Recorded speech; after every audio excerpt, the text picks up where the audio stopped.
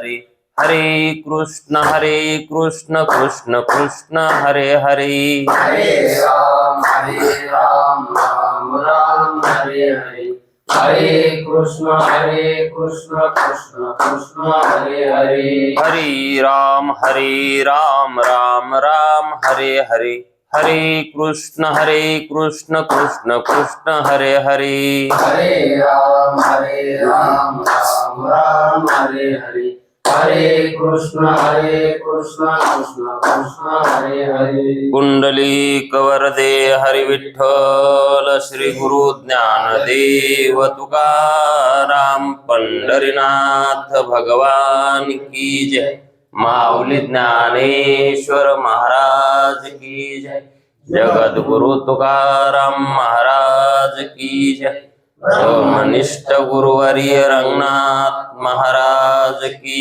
जय श्री विनायकं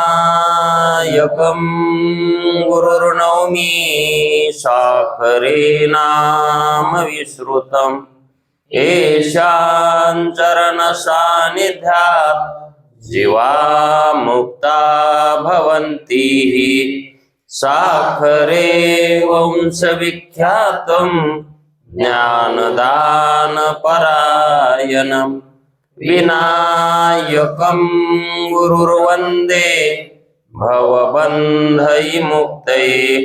श्रीरङ्गनाथं गुरुराजवर्यं मुमुक्षूणां ज्ञानदानेकदक्षं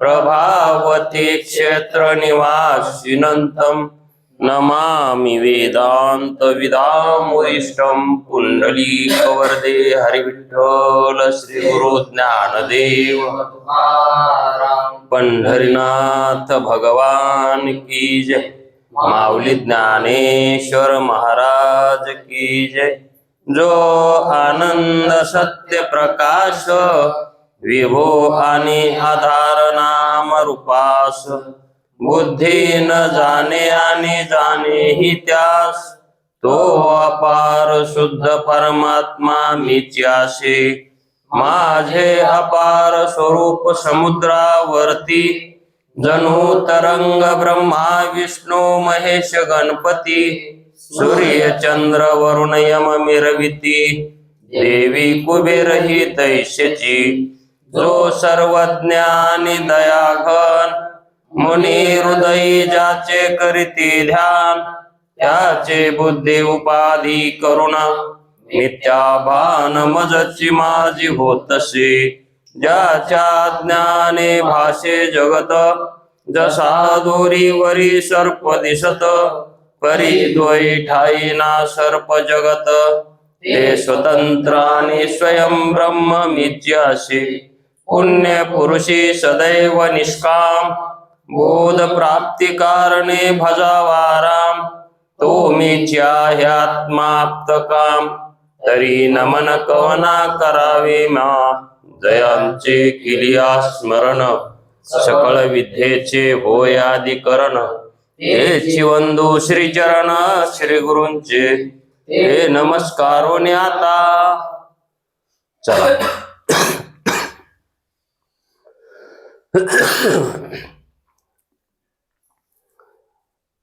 विचार सागर तरंग 5वा परिच्छेद 30वा त्यामध्ये पंचकोशाहून आत्मा कसा वेगळा आहे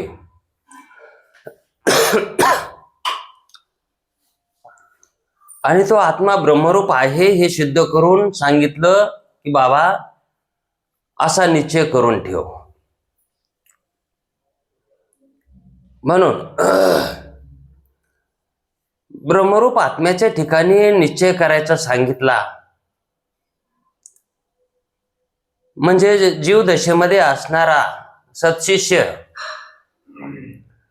त्याला ब्रह्मरूप होण्याची शास्त्रानं आज्ञा केली, गुरुजींना आज्ञा केली.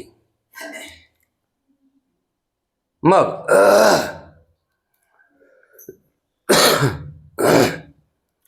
त्याला वाटलं हे गुरुजी सांगतात ते बरोबर आहे.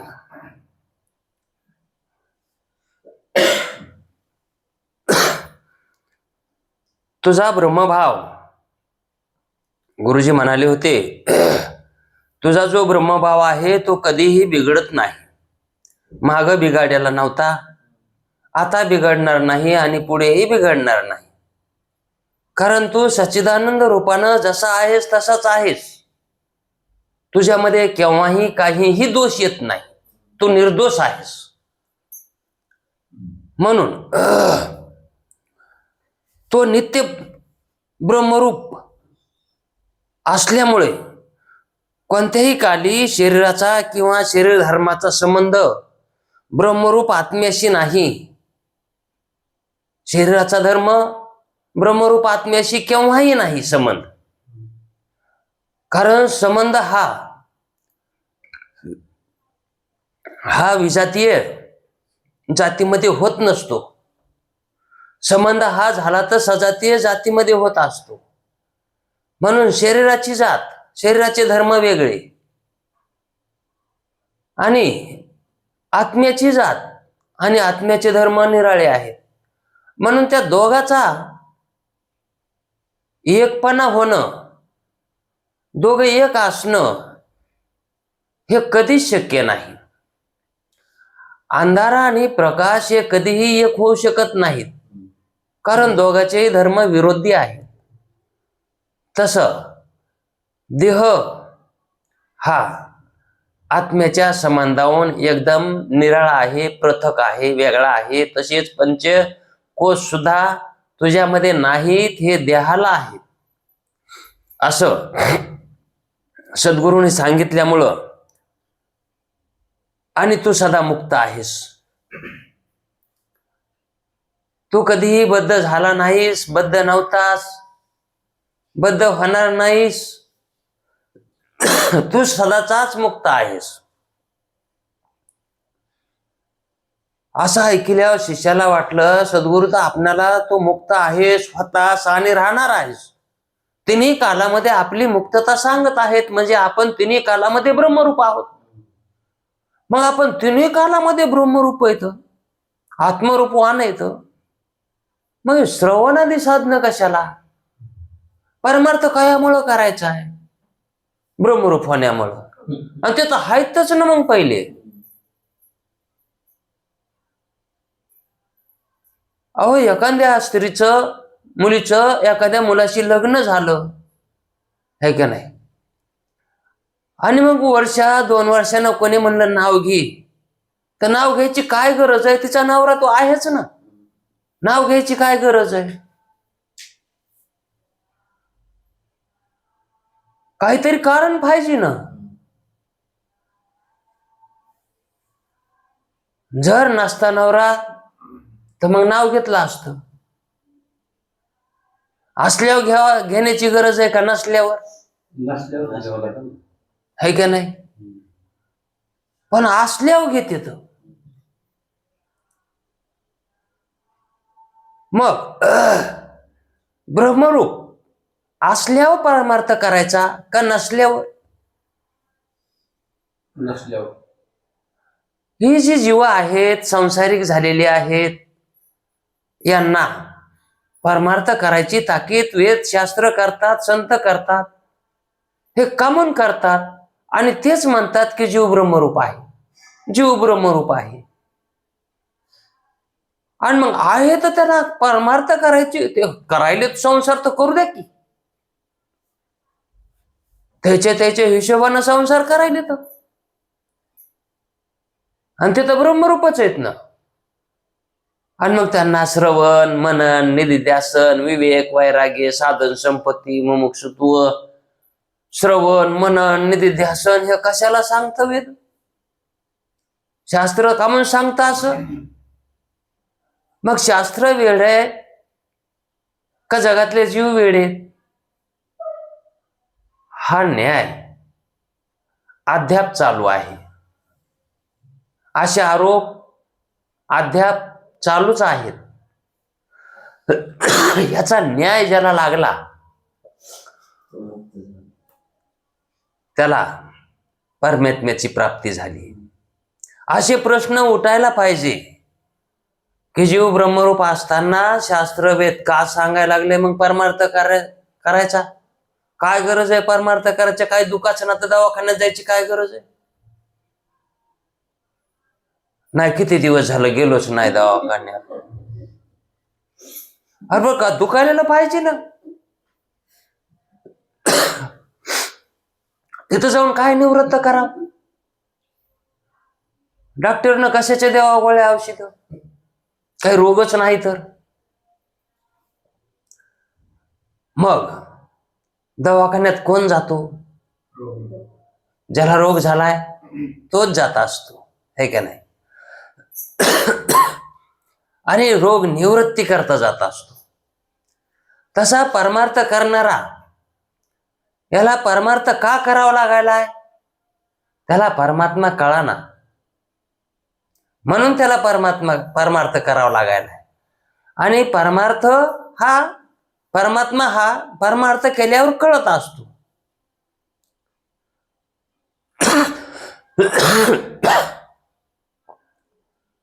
का दिसत असतो? कळत असतो. दिसणारा देव आहे का कळणारा देव आहे? वेदानं दिसणारा देव सांगितलं का कळणारा?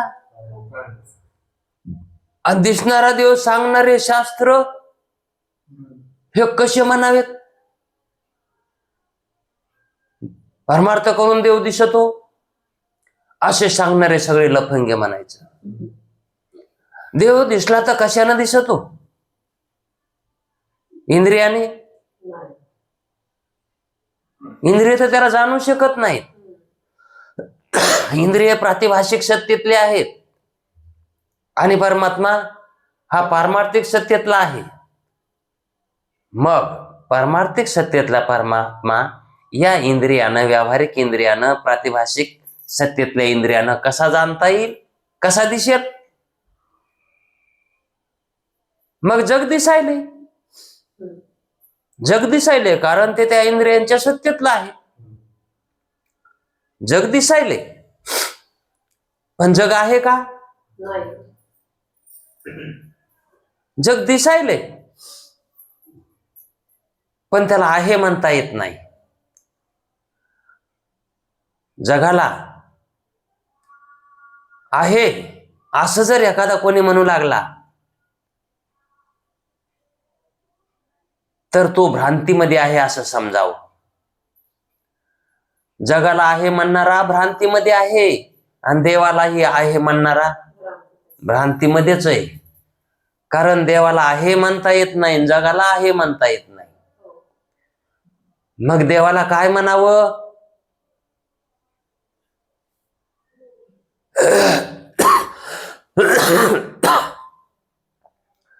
देव दिसत नाही म्हणावं. देव दिसत नाही. देव आहे म्हणण्यापेक्षा देव दिसत नाही म्हणावं, हे का नाही? कळत नाही म्हणावं. देव कळत नाही का कळतो? देव दिसत नाही का कळत नाही? देव दिसतो का कळत नाही? कळत नाही, है का नाही? मग कळत नाही का कळतच नाही? कळत आहे. देव कळत आहे, दिसत नाही. दिसत नाही म्हणून नाही का? मग नाही म्हणता येत नाही. मग आहे काय झालं ना म्हणायला? कळत नाही. हा, पण कळतच नाही का? कळतो. देव कळतो पण कळून घातला तर तो कळण्याचा विषय. देव हा कळण्याचा विषय, पाहण्याचा विषय नाही. आणि जगत दिसण्याचा विषय का कळण्याचा विषय, आहे का नाही? मग जग दिसायले म्हणून आहे का जग नाही? जग दिसायले दिसायले म्हणून आहे का नाही? मग आहे म्हणणं हे योग्य आहे का? जग नव्हे.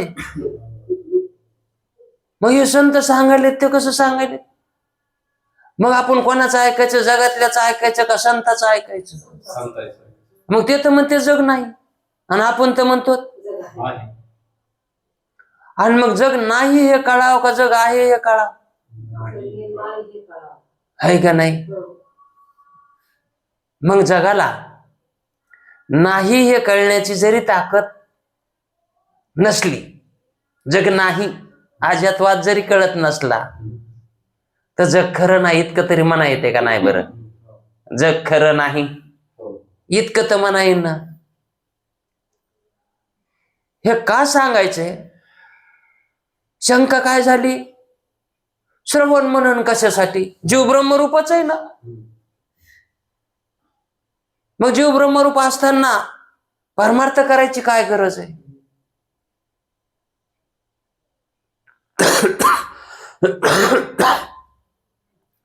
मग जग दिसायलंय ना, आणि संत काय म्हणायले तर जग नाही. आणि मग आपल्याला त्याच्या मताप्रमाणे आपण त्याला मानतो का नाही? मग त्यांचं मत मानावं लागेल का नाही? मग त्याचं मत आपल्याला झ्यापायलंय का?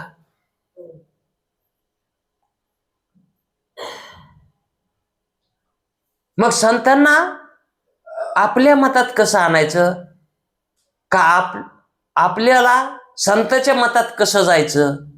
ते म्हणाले जग नाही, आपण म्हणालो जग आहे. मग आपलं जे आहे ते नाही कसं करायचं? धाडस व्हायना झालंय, छाती व्हायना झाली, कसं म्हणायचं नाही? धडधड दिसायले संसार करायला एक म्हणता 2 बायका केल्या आता, आणि नाही कसं म्हणायचं?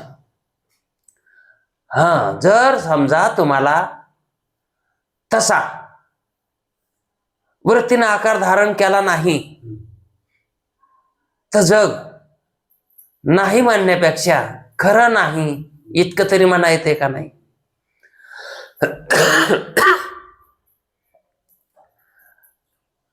मग परमार्थ कोणाला करायचा आहे? जे जग आहे म्हणायलेत का, त्याला जग नाही करायचंय. मग कसं करायचंय? त्याच्यासाठी श्रवण मनन निधिध्यासन. गुरुजी सांगायलेत शिष्याला की बाबा तुला जी शंका व्हायली ती कशी व्हायली? तू जे म्हणायला लागलास जीव ब्रह्मरूप असताना त्याला ब्रह्म उपदेश काय करायची गरज आहे? ब्रह्मज्ञानाची त्याला काय गरज आहे? तो ब्रह्मरूपच आहे ना जीव, तुमचंच मत आहे ना. मग जीवाला काय उपयोग आहे सांगून? याला पिष्टपिसन्य न्याय म्हणत नाहीत का? दुरुक्ती दोष म्हणता येणार नाही का? ते म्हणले जर तसं असेल तर आमचं काहीच म्हणणं नाही. आम्ही कोणाला सांगतो आणि कोणाला सांगत नाहीत, हेही तुला सांगतो. आम्ही कोणाला सांगतो, कोणाला सांगत नाहीत.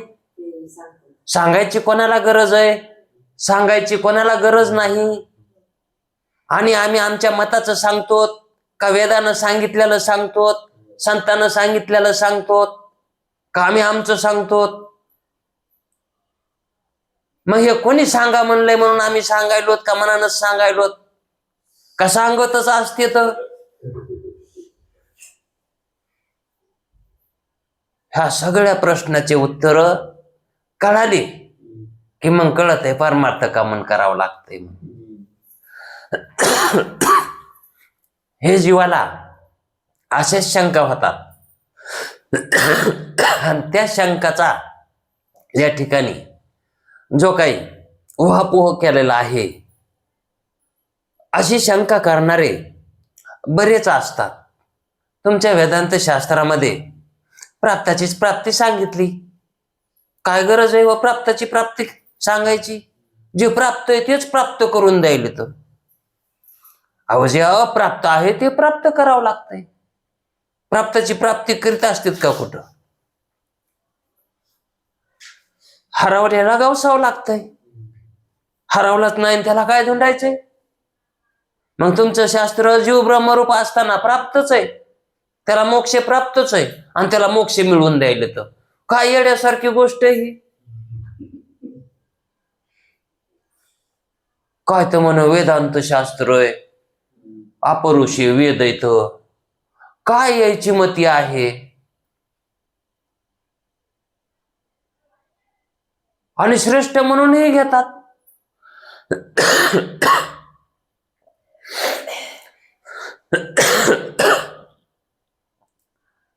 वेद काही इतका वेडा नाही की प्राप्तीची प्राप्ती सांगायला. ज्याला अप्राप्त आहे त्याच्यासाठी आहे. ज्याचं हरवलंच नाही त्याच्यासाठी शास्त्र नाही. जो म्हणायलाय मग हरवलंय, मग हरवलंय, त्याच्यासाठी उपाय सांगायला तू असं गवस म्हणून. मग ज्याला आत्मज्ञान प्राप्त झाला आहे, मोक्ष प्राप्त झाला आहे, त्याच्यासाठी वेदशास्त्र आहेत का? मुक्तासाठी आहेत का? आणि जे जगतामध्ये जीव आहेत संसारच करायला तर त्याच्यासाठी तरी वेदशास्त्र आहेत का? देवच मानित नाही त्याच्यासाठी तरी आहे का? मग कोणासाठी वेदशास्त्र? संत कोणाला सांगायले तर? मुमुक्षुला सांगायले की जो जग आहे म्हणतो आणि देवही आहे म्हणतो, ज्याला देवाचं परोक्ष ज्ञान झालं आहे आणि जगताचं प्रत्यक्ष ज्ञान झालं आहे. मुमुक्षुला जगताचं प्रत्यक्ष आहे आणि ब्रह्माचं परोक्ष आहे, हे का नाही? म्हणून प्रत्यक्ष जगताचं जे ज्ञान आहे त्या ज्ञानाला मिथ्यत्वता यावी म्हणून त्याला श्रवण मननादी साधनं सांगितली आहे. जे प्रत्यक्ष सत्य वाटायले ते प्रत्यक्ष तसंच राहिलं तरी काय हरकत नाही. आहे हे तसंच राहिलं तरी आहे हे सामान्य स्वरूप आहे आणि ते विरोध करत नाही बर का. म्हणून जग आहे असं म्हणलं तरी दोष नाही, जग आहे म्हणणं दोष नाही, पण जग खरं आहे म्हणणं दोष आहे. मग संत काय सांगायले तर?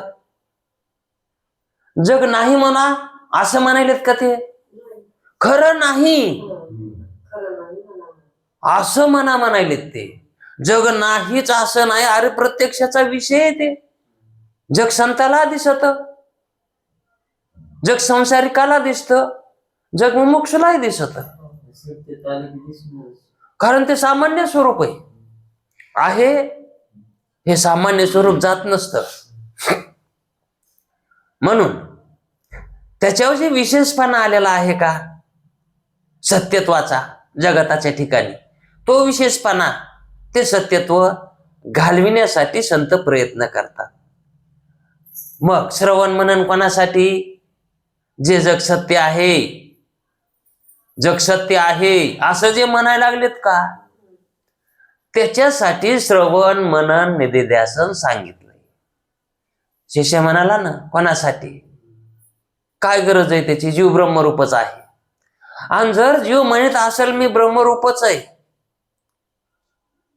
त्याला तसा अनुभव जर असेल तर तो मुक्तच आहे ना. मग त्याला कोण नियम करायले? त्याच्यासाठी वेदशास्त्र नाहीतच ना. ज्याचं पोट दुखायले तो ओवा मागेल, ज्याचं पोटच दुखाना तो कशाला ओवा मागेल? मग ज्याला देव कळाना तोच देव कळून घेण्याच्या पाठीमागे लागेल. आणि त्यालाच वेदशास्त्र श्रवण मनन हे साधनं सांगतंय. ज्याला देव कळालाय त्याला कशाला सांगत बसत? अशी चूक कसा करेल ते? तो तर चुकीचं काहीच करत नाही. वेदशास्त्र हे चुकीचं अजिबात करीत नाहीत. म्हणून ज्याला देव कळालाय त्याला ते सांगतच नाहीत.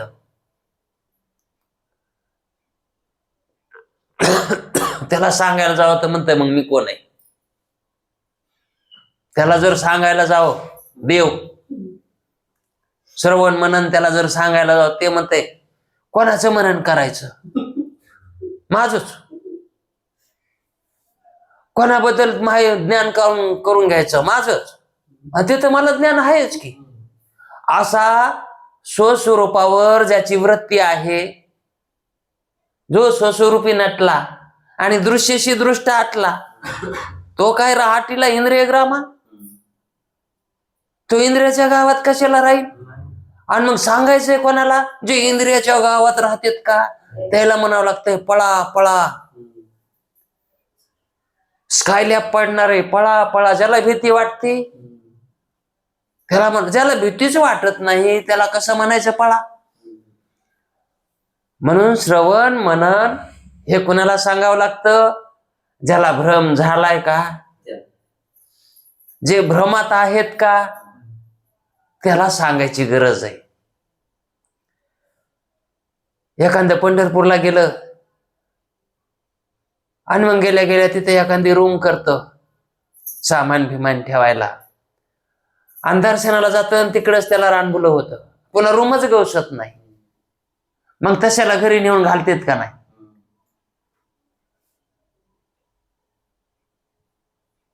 आणि ज्याला रूम खालतवर तर झालंच नाही, दिशाभूल झालीच नाही, त्याला नेऊन घालायची गरज आहे का. ज्याला रानबुल झाला आहे त्याला नेऊन घालावं लागणार आहे. आणि तेही म्हणलं तर, ते जर म्हणलं तर मला नेऊन घाला, त्याजवळ पत्ता असला तर नेऊन घालता येईल. तसं रानबुल्याला सांभाळून न्यावं लागतंय, त्याला सांगावं लागतंय. मग संसारात आलेले कोणाला रानबुलं नाही आहे का नाही. सगळेच म्हणतात सूर्य पूर्वेकडून उगवतो, पश्चिमेला मावळतो, सगळेच म्हणायलेत ना. मग वेदांत शास्त्र हे कुणासाठी आहे, ज्याचा अंतःकरण शुद्ध झाला आहे त्याच्यासाठी, ज्याला सगुण साक्षात्कार झाला आहे त्याच्यासाठी. कारण ज्याच्यामध्ये मुक्तीचे लक्षण सांगितले आहेत ते सुद्धा अंतःकरणवाल्यालाच लागतील, तिथंच ते लक्षणं जळतील. अन्यथा हे लक्षणं कुठेही चिटकायला तयार होत नाहीत, दोषामध्ये जात नाहीत. ते निर्दोष अंतःकरणातच ते स्थिर होतात. म्हणून ज्याचे विवेक वैराग्यादी साधनं झालेले आहेत, ज्याची वृत्ती स्थिर झाली आहे, त्याच्यासाठीच वेदांत शास्त्र आहे आणि खरा त्याचाच परमार्थ आहे. मग वेदांत शास्त्र श्रवण मनन निधिध्यासन हे जे सांगत आहेत सद्गुरू, आणि शिष्य म्हणतो त्याची काय गरज आहे, जीव ब्रह्मरूपच आहे. कारण श्रवणाचं फळ काय आहे, मोक्ष हे का नाही. काय होईल त्यानं, मोक्ष प्राप्त होईल. पण ज्याला मी मोक्ष स्वरूपवान आहे अशाला त्याची आवश्यकता नाही. पण ज्याला मी मुक्त नाही असं जे वाटायलंय त्याला श्रवण मननादी साधन हे वेदशास्त्र सांगत आहे. मग इथं शिष्य म्हणायला लागलाय मी मुक्तच आहे,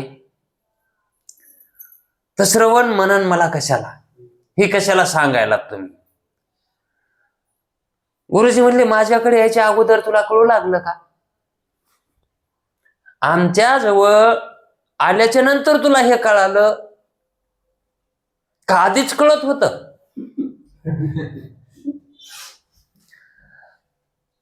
काही काही असे असतात शेंड्याहून शहाणे होतात.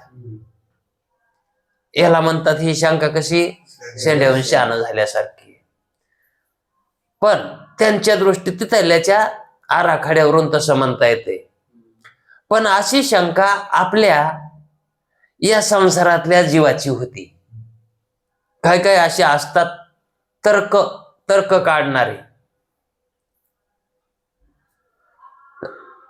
तर्काचा किती गाढा अभ्यासक जरी असला तरी त्याला आत्मज्ञान होत नाही. म्हणजे आत्मज्ञान त्याला म्हणता येत नाही, आत्मज्ञानी म्हणता येत नाही. व्याकरणी कितीही असला तरी त्याला आत्मज्ञानी म्हणता येत नाही. व्याकरणी अति चोखडा, तर्की अति गाढा, व्याकरणी अति चोखडा, परी आत्मज्ञानी पुढा जाते तू. त्याला जर आत्मज्ञान नसेल तर त्याचं व्याकरण बी बिनकामाचं आहे आणि त्याचं तर्कज्ञान बी. पण व्याकरण तर्क हे शिकूच नाही असं म्हणायचं नाही माऊलीला. ते शिकावं, पण आत्मज्ञान कळण्यासाठी शिकावं. ते आत्मज्ञानाला जवळ नेणारे साधन आहेत. ती शास्त्र वेदाचे अंग आहेत. वेद नाहीत ते काय येत? वेदांग म्हणतात त्याला. मग त्यांना दूर लोटता येते का? पण तिथंच बसायला जमतंय का? म्हणून माऊली म्हणले तर्की केवढा असला पण त्याला आत्मज्ञान तिथं मानून नसतंय त्याला. आणि तर्काचा किती गाढा अभ्यास असला तर तर्कानं म्हणता येईल की ब्रह्म असं आहे, ब्रह्म तसं आहे, पण अनुभूती येणार नाही. म्हणून आत्मज्ञान हेच मोक्षाचं कारण आहे. म्हणून हे कुणाला सांगावं लागतंय? ज्याला भ्रम झाला आहे, भ्रमामध्ये तो सर्व प्रपंचच सत्य मानायला आहे, संसारच सत्य मानून बसला आहे आणि मोक्ष प्राप्तीची तर त्याला इच्छा आहे, पण त्याला तसा तर ज्ञान नाही मोक्षाचं. मग ज्ञान आहे ते कशाचं आहे? जगताचं आहे. जगताबद्दल त्याला ज्ञान आहे म्हणून आणि सत्य म्हणून. आहे म्हणून एक आहे आणि सत्य म्हणून एक आहे. आहे म्हणून सामान्यन आहे आणि सत्य म्हणून विशेषण आहे. हे का नाही? मग जे जगत आहे हे आहे म्हणणं याच्यामध्ये काय वाद नाही. जगताला सत्य म्हणण्यामध्ये वाद आहेत. मग रज्जूवर सर्पाची भ्रांती होते आणि सर्प दिसला म्हणून तो पळ सुटतो. सर्प आहे, सर्प आहे. मग सर्प आहे, सर्प आहे हा म्हणायला तो काय वेळ आहे का? त्याला दिसला न दिसायलाय म्हणून सर्प आहे म्हणून पळायलाय का नाही? ते मग त्याच्याकडे गुण आहे का काही? तसं जगत दिसायलंय, जग आहे म्हणणं हे काय गुण आहे का हो? सर्प सर्प म्हणून बघून पळायलाय ते. त्याच्याकडं काय दोष आहे का? त्याला दिसला ना आणि दुसऱ्याला त्या ठिकाणी दोरी दिसली, तो म्हणतो सीता नाही, सर्प नाही, सर्प नाही. एक म्हणतो सर्प आहे आणि एक म्हणतो सर्प नाही, सर्प नाही. आता सर्प नाही म्हणणाराला सर्प दिसलाच नाही ना. सर्पच दिसला नाही म्हणून तो म्हणायला बाबा सर्प नाही. बरं, सर्प नाही दिसत नसून तो नाही म्हणायला आहे ना. नसून नाही म्हणायला आहे ना. मग नसून नाही म्हणायची काय गरज आहे? पण ती आरडत गेलं ना सर्प, त्याच्यामुळं म्हणावं लागायले सर्प नाही, सर्प नाही. सर्प नाही म्हणायची गरज नाही.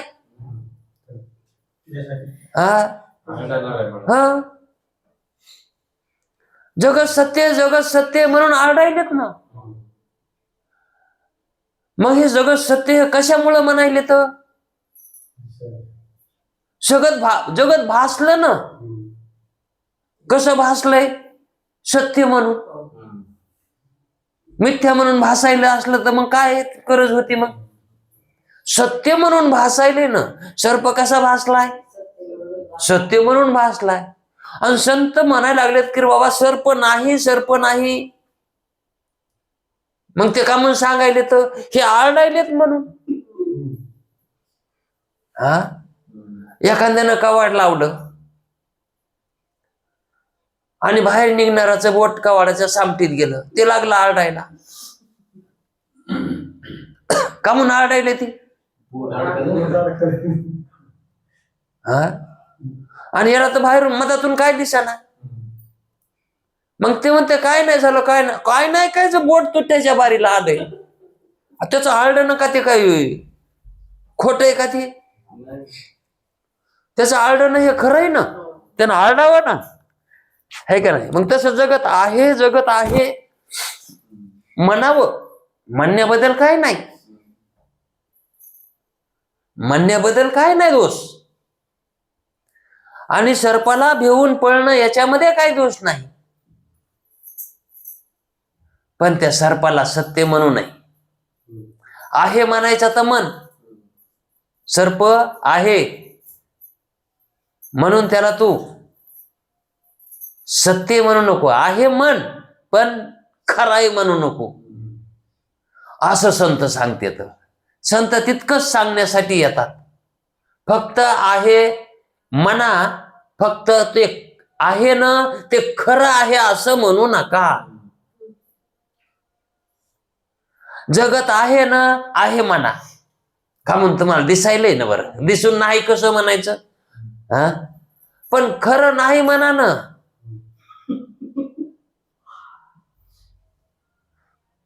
खरं नाही तर म्हणा येते का नाही? आहे पण खरं नाही. इतकं म्हणलं तरी अर्ध काम व्हालंय का नाही हो? हा, मग तितकं म्हणा येत नसतंय का? मग छाती झाली पाहिजे ना म्हणायला तितकं बी. हा, खरं नाही, खरं नाही म्हणा वाटतंय का? मग स्वप्न का दिसलं नव्हतं का? स्वप्न, आणि मग तिथं तुम्ही स्वप्नातलं जगत आहे असं मानलं बी ना. हा, मग जागृतीत आले बी आहेच काऊन म्हणेनात तुम्ही? खरं स्वप्न जागृतीत आल्यावर खरं का म्हणेनात?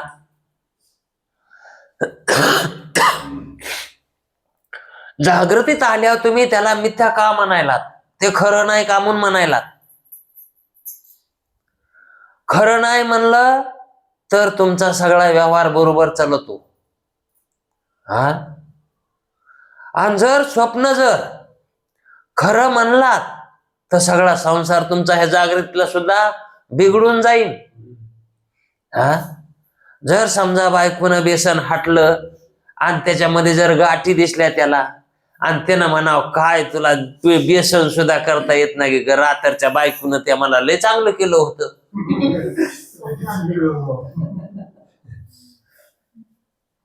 असं म्हणलेलं धकन का द्यायचं? कारण ते रात्रचं त्याला सांगू सुद्धा वाटत नाही त्या बायकोने केलेलं बेसन. हा, का म्हणतं जागृतीतला व्यवहार सगळा बिघडून बसल की.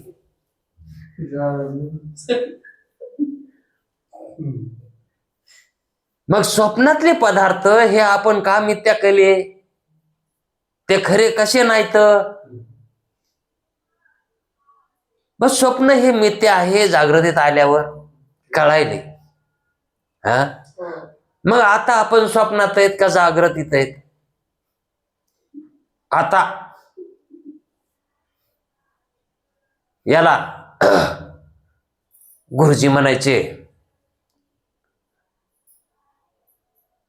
वर्तमान काळ. आता वर्तमान काळात काय आहे सांगा? आता आपण स्वप्नात आहोत का जागृतीत आहोत?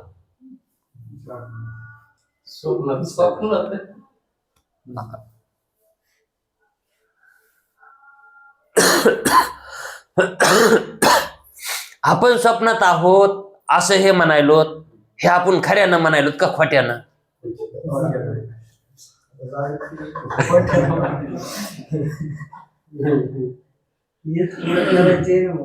आणि जागृतीत आहोत हे म्हणणं आपलं खऱ्या नाही का खोट्या नाही?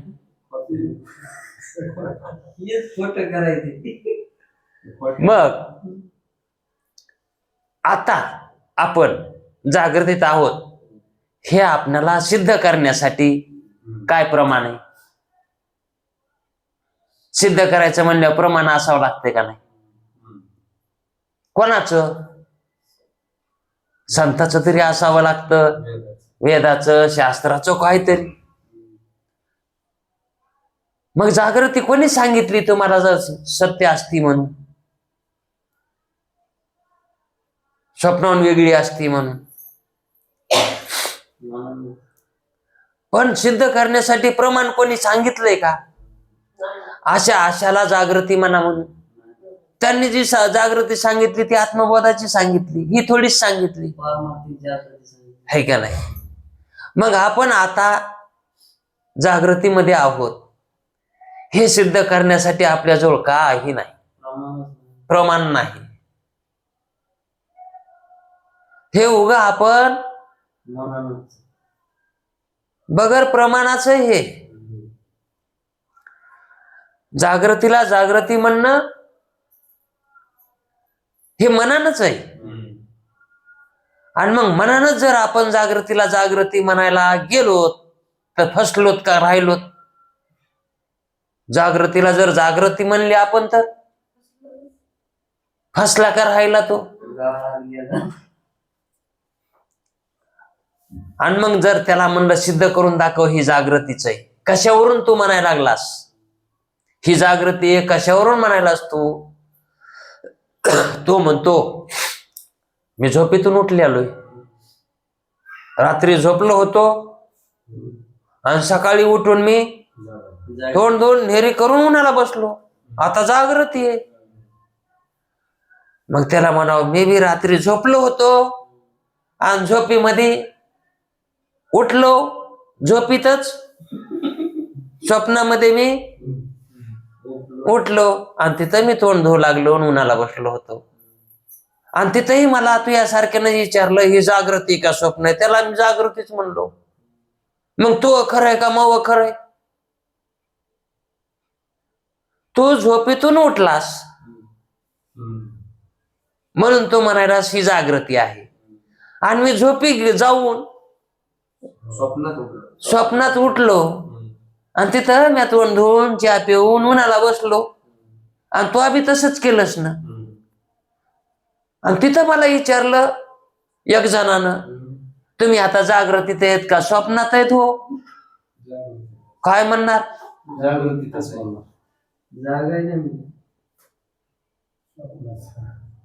मग ते म्हणणं खरंय का? आणि मग याच म्हणणं खरंय का?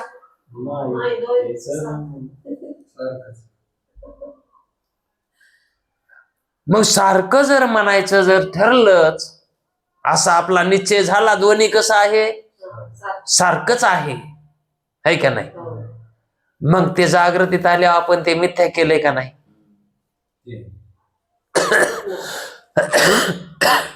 ते मिथ्या केलंय का नाही?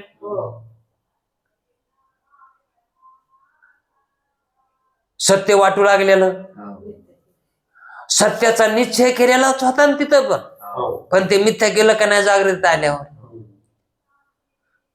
मग तसं आत्मज्ञान झाल्यावर, स्वरूपाचं ज्ञान झाल्यावर हे स्वप्नासारखंच वाटायला पाहिजे का नाही? वाटणार का नाही? वाटायलंय का नाही? वाटलेलं का नाही? ज्याला ज्याला स्वप्रतीती आली त्याला त्याला जगत कसं आहे, संतांना जगत कसं आहे है का नाही? मग संतानं त्यांना जे दिसलं ते सांगितलंय, जसं आहे तसं सांगितलंय. त्यानं काय नवीन सांगितलंय का काही? आणि त्यानं त्याच्या मनातलं काय त्याच्या जवळचं सांगितलंय का? आता ज्ञानेश्वर महाराजांना सांगितलं, त्यांचे ते म्हणतात हे मोह काहीच नाही, जे वेदानं सांगितलंय तेच आम्ही सांगायलो, जे शंकराचार्यांनी सांगितलंय तेच आम्ही सांगायलो, जे भगवान व्यासाने प्रतिपादित केलंय तेच आम्ही प्रतिपादन करायलो. आम्ही आमच्या जवळचं काही सांगाना. मग त्यांनी जे सांगितलंय त्याच्यावर विश्वास पाहिजे का नाही? मग त्यांच्यावर विश्वासच नाही तर परमार्थ करून काय उपयोग होणार आहे? मग परमार्थ न करता, श्रद्धा न ठेवता जर जन्माला आला तर त्याचा उपयोग काय होणार? स्वप्नामध्ये कितीही जेवलो तर त्याचा काही उपयोग आहे का? तसं इथे येऊन आपण केवढही मोठा समजा प्रपंच वाढवला, कष्ट करून खूप कमीलं,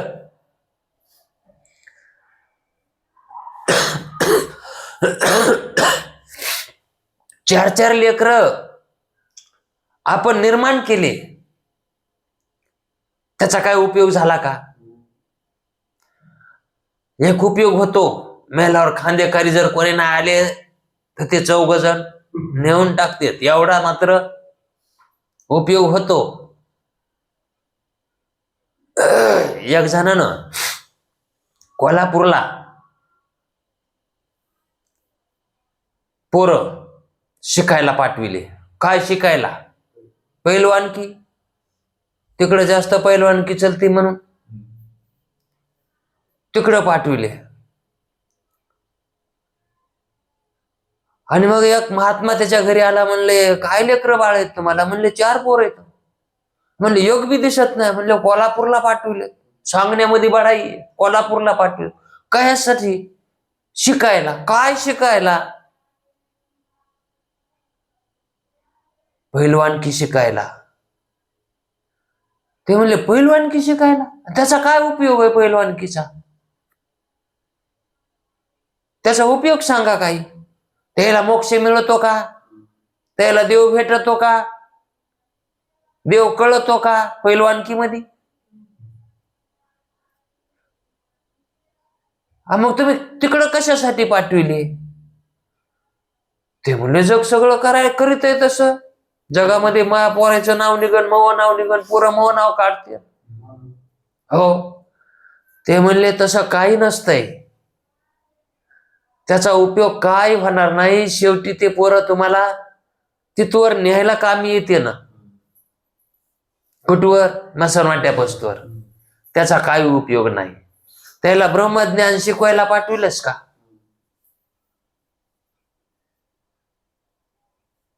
हे जगात जन्माले त्यांना काय करायचंय? मुख्य हेतू पैलवानकी का? स्वस्वरूपाची प्राप्ती, भ्रांती घालविणं हे त्याचं कर्तव्य आहे जन्माला येऊन. आणि मग ते जर नाही केलं तर जन्माला येऊन त्याचा उपयोग काय होणार आहे? मग जन्माला आला तरी कशासाठी? आणि त्याच्यासाठी येऊन ते नाही करायचं म्हणल्यावर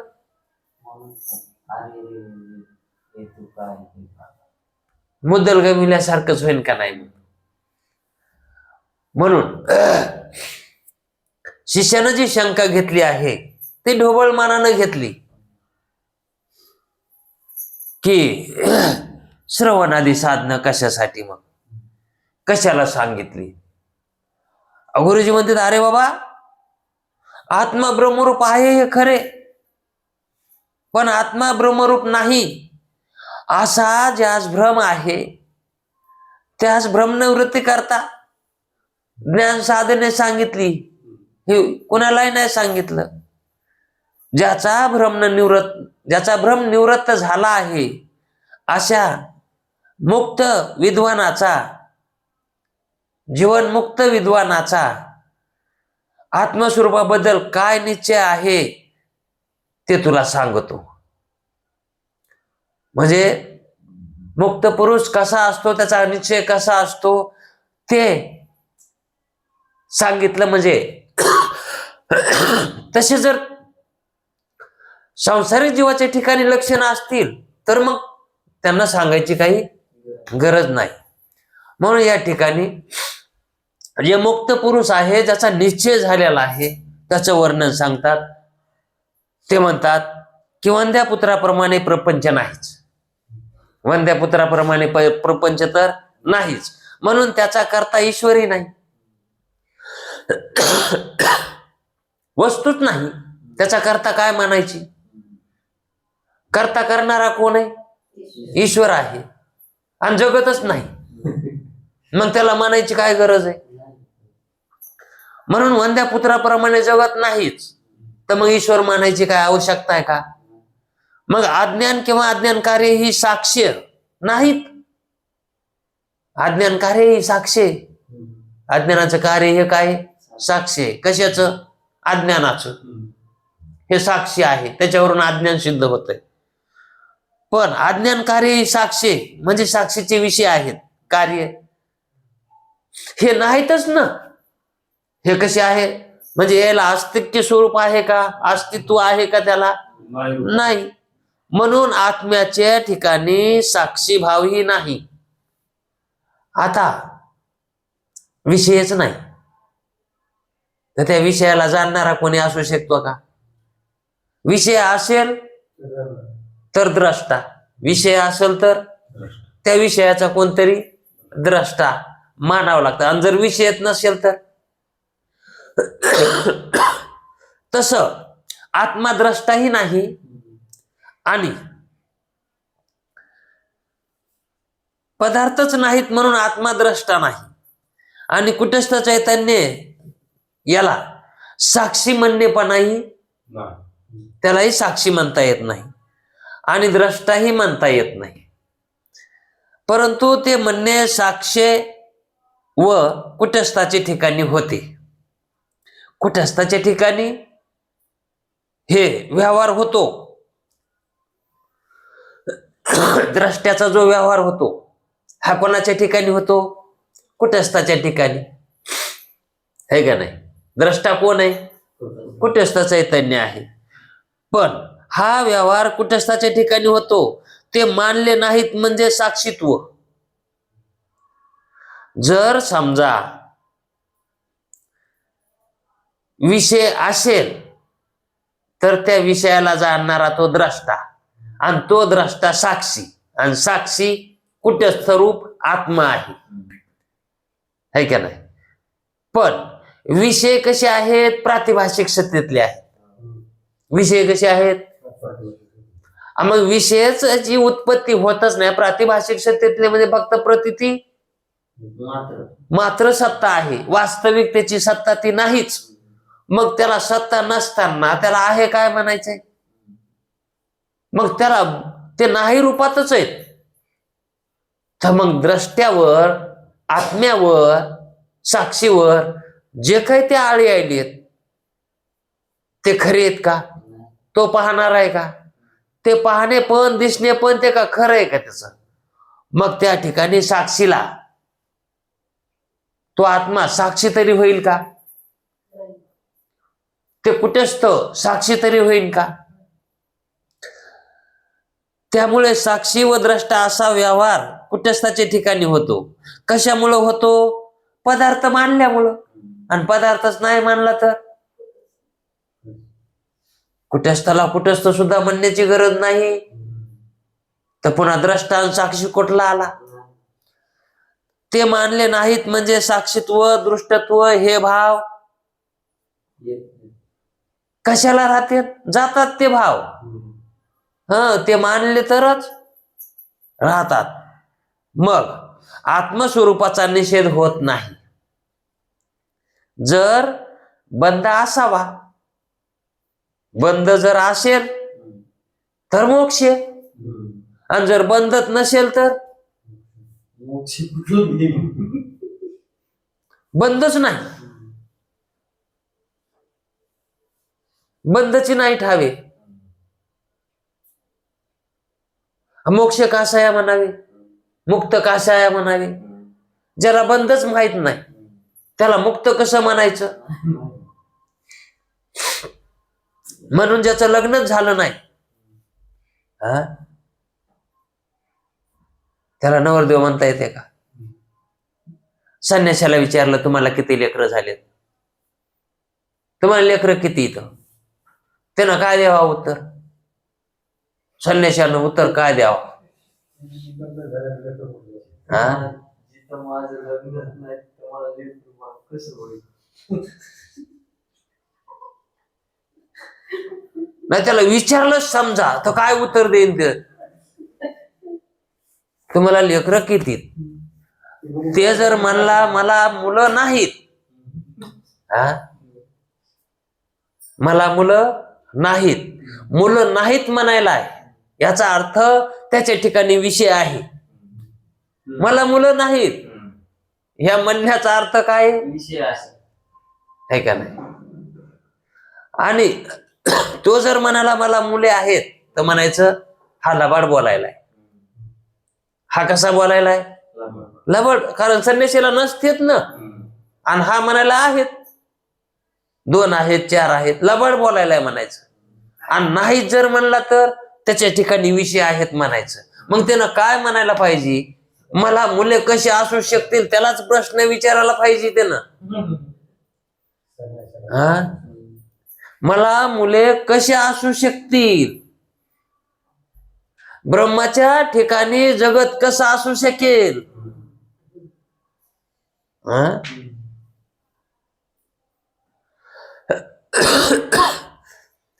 हे उत्तर योग्य आहे का नाही? तसं बंधच नाही तर त्याला मुक्त तरी कसं म्हणायचं?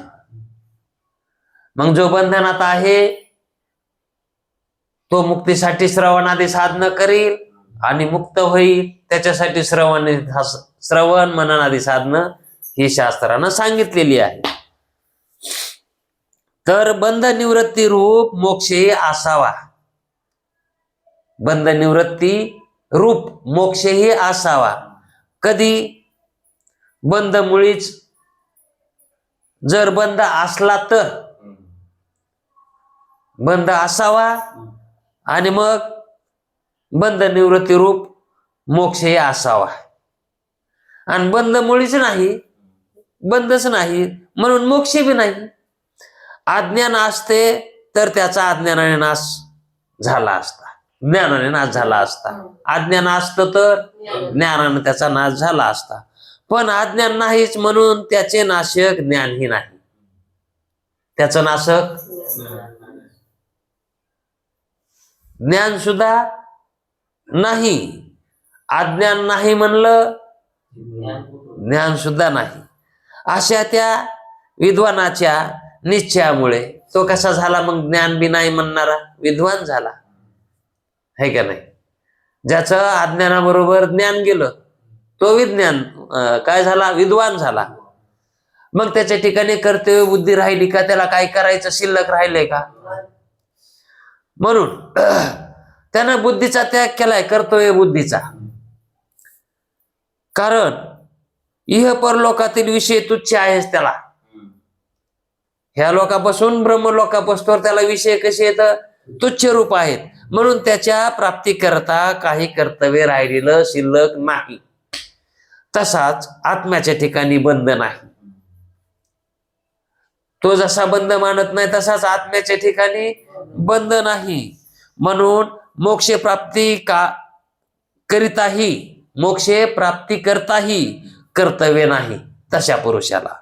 असा जीवनमुक्त विद्वानाचा निश्चय असल्यामुळे त्याच्या कर्तव्यात्मक बुद्धीचा त्याग झालेला असून तो सर्वथा कृत्य आहे. तो कसा झाला आहे? पार पाडलेला आहे. कृत्य हा. त्याप्रमाणे हे शिष्य काय? तोही आत्मा नित्यमुक्त आहे असा समजणं. तुला अशी समज नसली तर तुला श्रवण करावं लागन का नाही? आणि जर असा तू अनिश्चल असल तर मग तुला काही गरज नाही ऐकायची. ब्रह्मरूप जाणून जेव्हा आत्मस्वरूपाच्या ठिकाणी निश्चल होऊन सर्व कर्तव्य टाकशील, जर तू तसा निश्चय झालाय आणि सर्व कर्तव्य तू टाकून दिलेले आहेस, तुला कर्तव्य शिल्लक राहिलं नाही, काय करायचं तू काही शिल्लकच राहिलं नाही, तेव्हाच तुला अक्रिय म्हणता येईल. तेव्हा तू कसा झालास? अक्रिय आणि ब्रह्मरूप. कारण ब्रह्म कसं आहे? अक्रिय आहे. तसं तुझ्या ठिकाणी ते अक्रियता आली की तू ब्रह्मरूपच झालास. आणि मग जे अक्रिय आहे ते विधेय मोक्ष प्राप्त होईल. त्याला विधेय मोक्ष प्राप्त म्हणजेच विधेय मोक्ष स्वरूपच तू होशील. आणि मग तुला ही श्रवणादी साधनं काही उपयोगाची नाही. पण असं असेल तर आणि जर असं तुझ्या ठिकाणी तुला आत्मविश्वासानं जाणून घेऊन बघ, आपला असा अधिकार आपल्याला प्राप्त झालाय का? हो असेल तर आमचं काय म्हणणं नाही, आणि नाही असेल मग श्रवणाला उद्या ये, टाइम झालाय आता. कुंडली कवर दे हरी विठ्ठल. श्री गुरु ज्ञानदेव.